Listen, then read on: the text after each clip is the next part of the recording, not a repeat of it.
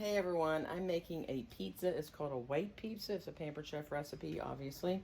And once I post the video, I'm going to post a recipe for the white pizza in the comments. And the dough recipe that's included in that recipe is not what I use. I'm sure that's lovely and wonderful. I got this recipe from a friend of mine. Super easy. It's been rising for a little while in my kitchen. You can only have to let it rise for maybe 30 minutes. It's been a little bit longer here. But anyway, I'll post all the recipes so that way you can enjoy all of them if you want. Everything that I'm using today is all Pampered Chef. They're all Pampered Chef products.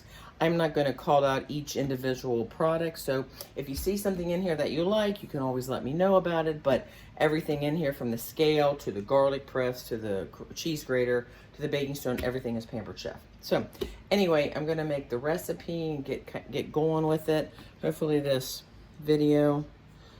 So the kitchen's kind of congested. I only have 54 inches of counter space because the kitchen is being kind of renovated. But anyway, so we're going to get started on the recipe. So this is just some olive oil, and we're going to do some garlic cloves. So the garlic press, the nice thing about this guy, you probably already know, is that you never have to peel the skin. Just crush it through. So a couple cloves of garlic.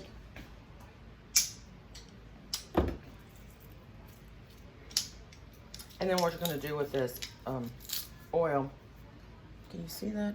Gosh. See how it crushes it through there? And presses this right out. Get all the juice and all the garlic and all the good stuff. So,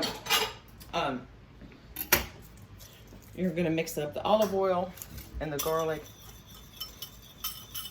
And you're going to spread it over top of the dough. So, let me get this out of here. The dough. So this is the dough. This is one of our mats, just a terrific mat. And I'm gonna kind of take this recipe. I've made it for the dough. I've made it a couple times. It makes probably two pizzas. The last time I used it, I made one pizza and used it a couple days later for some breadsticks. And then the next day after that, I used it for like some, I'd say kind of like sweet breadsticks, you know, with cinnamon or sugar, and made it in Pampered Chef's air fryer. So look how nice this dough is. And obviously it's so nice and soft and really perfect. It's just really a great dough. So I didn't get my roller, so if you kind of don't mind a little pause, I'm going to run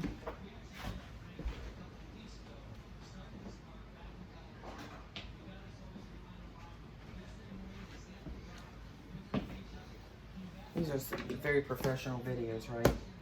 So we have a rolling pin, which is I think fabulous, but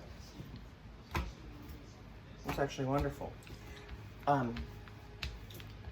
this is our dough and pizza roller. We're just going to use this guy. This will be good for what we're doing.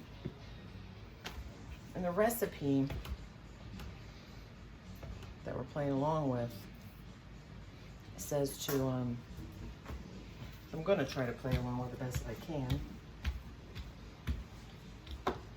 It said to roll it out or pat it out. But after I started patting it, I realized I kind of wanted to roll it. So anyway, so that's that. It's at a 12-inch round. The nice thing about this pad, it's got the marks on it. So it tells you where it is. So just this mat is really a workhorse. I mean, yeah, it's good for cookie dough and all that kind of stuff, but gosh, it is really, really terrific for things like this. Just not only cookies, but biscuits and pizza dough and breadsticks. So this is a new baking stone that just came out this fall of 2020.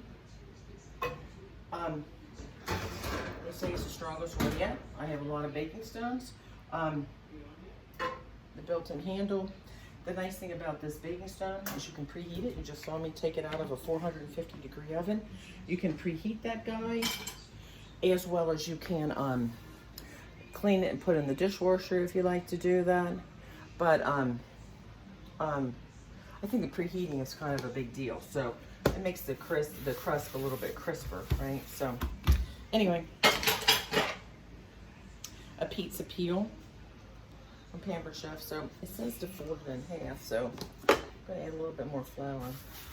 Like I said, my kitchen currently is under kind of construction, so things are kind of whopper-jawed and moved around and not exactly where you expect them to be. So things are a little bit goofier than normal, and they're goofy to begin with. So the pizza peel, I just put some cornmeal on it.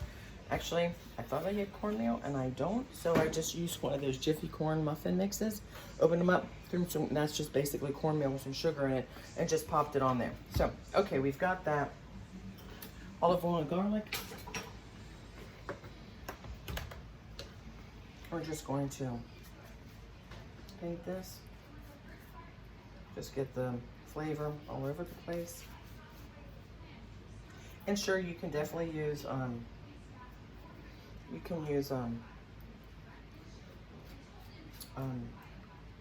you know, the garlic that's already been pre-crushed for you, or minced, or whatever they want to call it. But I just think this garlic that you buy at the grocery store, you know, the fresh bulbs, what are they, like 30 cents a piece? I've got like, I don't know what the heck that is. 30 cents a piece, 50 cents, something pretty insignificant cost-wise. It's fresh. You know it's fresh when you're buying it. I don't know. For me, I just would rather do that than to buy something packed in a bunch of oil, and you don't really know when it's been there, and on and on and on. So anyway, that's just what I do. So brush the garlic and the olive oil over top of the crust. This is just some freshly grated Parmesan cheese, right? I mean mozzarella cheese, I'm sorry.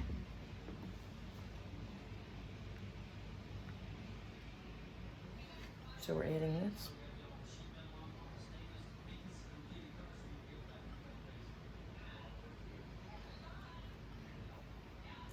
And then there's some Parmesan cheese. About a quarter of a cup. I used our, if you can see that guy here, you can see it down here. It's our new scale. We've had on and off scales for several years and different variations. This is the newest one, so I just put some parchment paper on there. But this is the newest scale. So just came out in 2020, so fall 2020. So you know, especially if you bake, you know, measuring things not just by a cup, but by weighing it is kind of a big deal. So just something to think about. This is fresh ricotta cheese. So it is a half a cup. I've already just scooped it out. And just kind of put that over top of it. And literally that's what the recipe, this isn't just me, you know, kind of going, well, that's good enough. No, literally, just that kind of spoon it out over top of your pizza, which I'm doing, right? These are sun-dried tomatoes, julienne and olive oil, and I rinsed them and put a white paper towel on it, kind of drained it, just try to make sure I squeezed out all the oil so it's nice and dry. And then I kind of just put them in a cup. This is about a quarter of a cup. But it calls for, these are our kitchen shears, and I just literally just did that. That way you don't have to get a knife out and roll them up and try to chop them. It's just a nice, easy way to chop things. That's great for basil and cilantro or any kind of, you know, thing that you need to chop that maybe you don't need to hold, you know, a large measurement for, and you don't really want to chop it. This is just an easy way to do it. Pop it in a bowl or a cup. Take your knife, scissors, do exactly what I said, what I did, and easy to do. Okay, so now we're going to transfer this pizza This is the first time that I've used this peel, so we're gonna make sure it works. We're gonna see if it works okay. Can you see it in my stove here? Uh-oh. Okay, this is a live video, so we're hoping that this guy comes off. Hopefully that I got enough. Oh my goodness.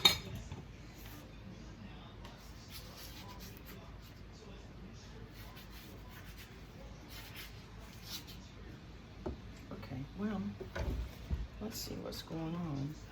I put cornmeal down. Maybe it wasn't enough. Okay, so we're gonna put some more out to get that stuff to roll off in here. Hopefully yours is gonna be a lot better than my goofy one, what's happening right now. Because we gotta get it off of this peel, right? We gotta cook it. So, okay, this is not working so well.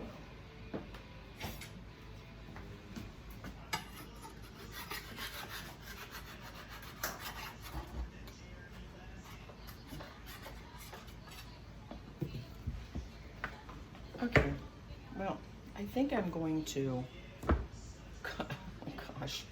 cut the video. I'm going to get it on that stone, and I'm going to tell you how I did it, and I will be back because it's getting warm in here on this peel, and maybe that's what the problem is. So I'll be back in a few minutes. I'm going to get it on that stone, and I'll be back.